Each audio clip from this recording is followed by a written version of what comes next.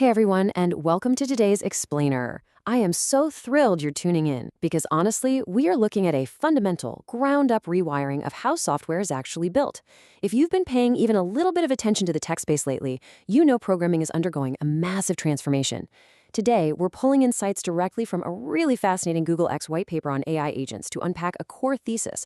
And that thesis is this: the way we write code is shifting entirely away from this chaotic thing called vibe coding and moving toward a highly disciplined practice called agentic engineering. Now, this isn't just some minor update to your tech stack.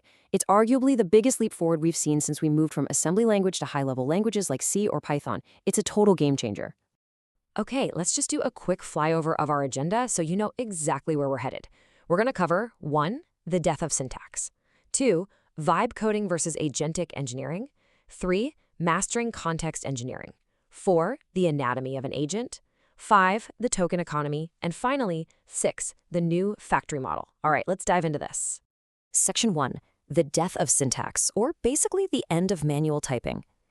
For decades, building a software product was literally like physically laying down every single brick for a house yourself. You mix the mortar, you align the corners, and your speed was entirely bottlenecked by just how fast your human hands could physically type out the code. But today, it's way more like you're sketching a layout, and an autonomous robotic crew comes in and builds the house perfectly in an hour. To really ground this in reality, let's look at the numbers. As of early 2026, roughly 85% of professional developers are regularly using AI coding tools. I mean, that is a staggering baseline adoption rate. It really shows that AI is no longer just this fringe novelty or a fun weekend toy. It's the absolute standard for anyone writing software professionally. But that's just the baseline. Here's the statistic that absolutely changes the game. An estimated 41% of all new code being written right now is entirely AI generated. Just take a second and think about what that actually means. We are literally living through the death of typing syntax. The old days of agonizingly hunting for a missing semicolon or manually typing out 1,000 lines of boilerplate code, those days are rapidly vanishing in the rearview mirror.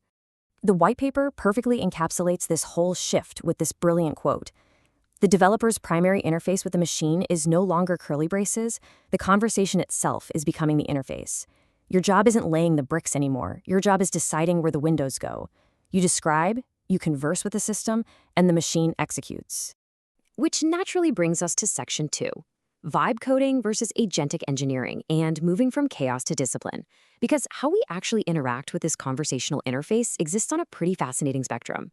On one far end of the spectrum, we've got vibe coding. You basically describe what you want, you accept whatever random code the AI spits out, and if it breaks, you just copy and paste the error message back in and tell it, hey, fix this. It is purely trial and error. Think of it like throwing a casual weekend backyard barbecue. If a burger gets a little burned, you just scrape off the char and eat it anyway. Your verification process is just a visual eye test. You click the button, does it seem to work? Great, ship it. But then, over on the right, we have agentic engineering. And this is the production-ready approach. This is like running a massive commercial Michelin star kitchen. You have tightly structured constraints, automated test suites, continuous integration gates. You're using systematic evaluations, or evals, to definitively verify the unpredictable, non-deterministic reasoning of the AI. Because here's the truth. If you're building a real business, you absolutely cannot afford to just vibe code your payment processing system. You need the strict discipline of agentic engineering. So how do we actually get from that chaotic backyard barbecue to the Michelin star kitchen? Well, that brings us to Section 3, mastering context engineering, and why prompt engineering is, quite frankly, totally obsolete. This is a tough pill to swallow for some folks, but traditional prompt engineering, where you're trying to use weirdly clever wording to trick the model into giving a good answer, that's basically a dead end. The new vital developer skill is context engineering, which is all about feeding the AI a highly structured diet of information.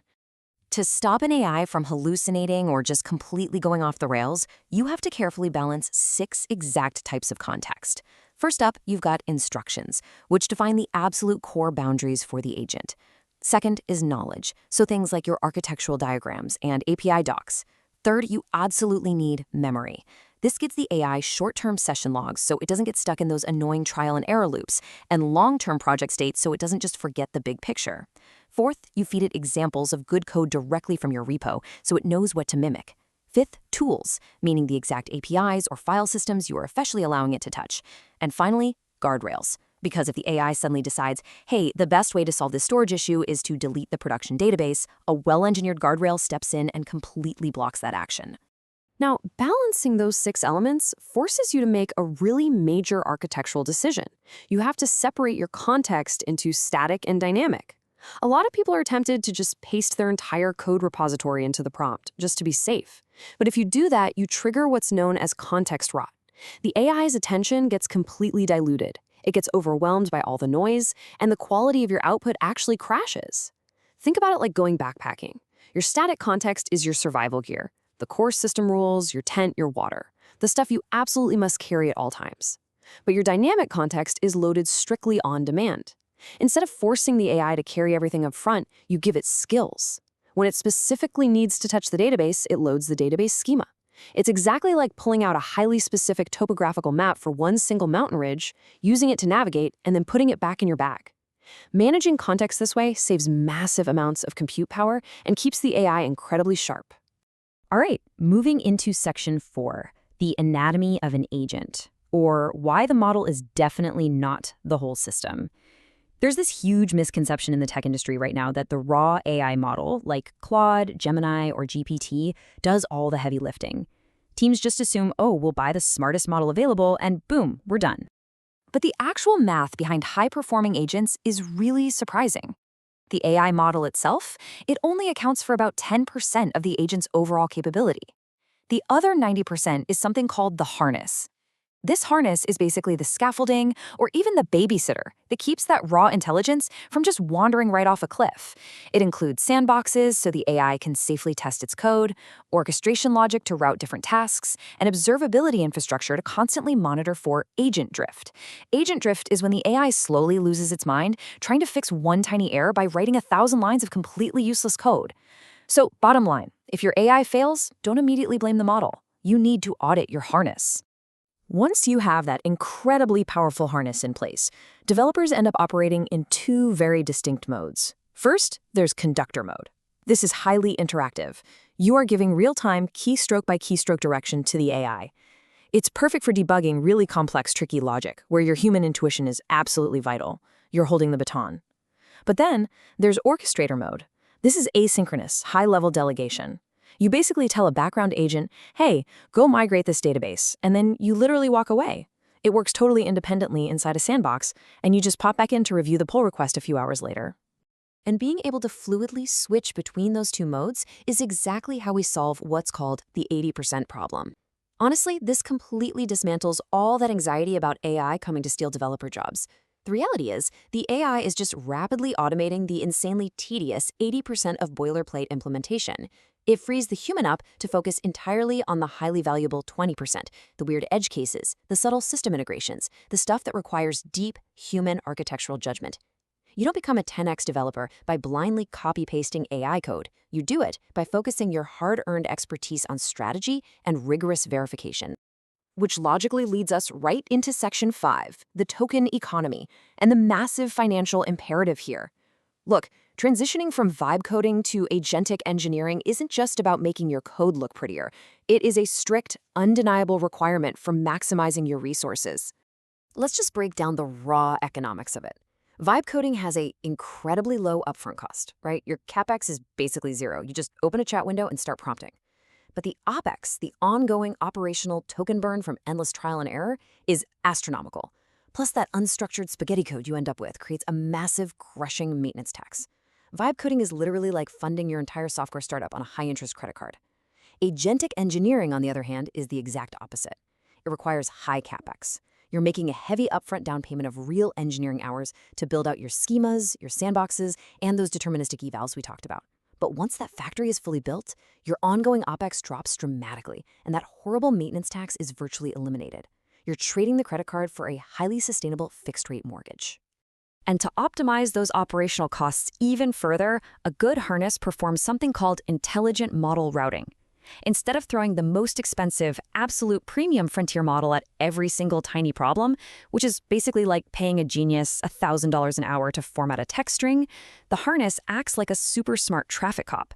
It routes the highly complex reasoning tasks to those expensive models, sure, but the simple, mundane tasks, like writing basic unit tests, those get routed to lightning-fast, incredibly cheap models. Implementing this one architectural choice can literally slash your costs by orders of magnitude without sacrificing a single drop of code quality. So the crucial point is, well, this brings us to the conceptual climax of today's explainer. Section 6, the new factory model. Because you are now the factory architect. Your day-to-day role as a developer is fundamentally forever changing. The Google X Whitepaper frames this so beautifully. They write, the developer's actual output is no longer the code itself.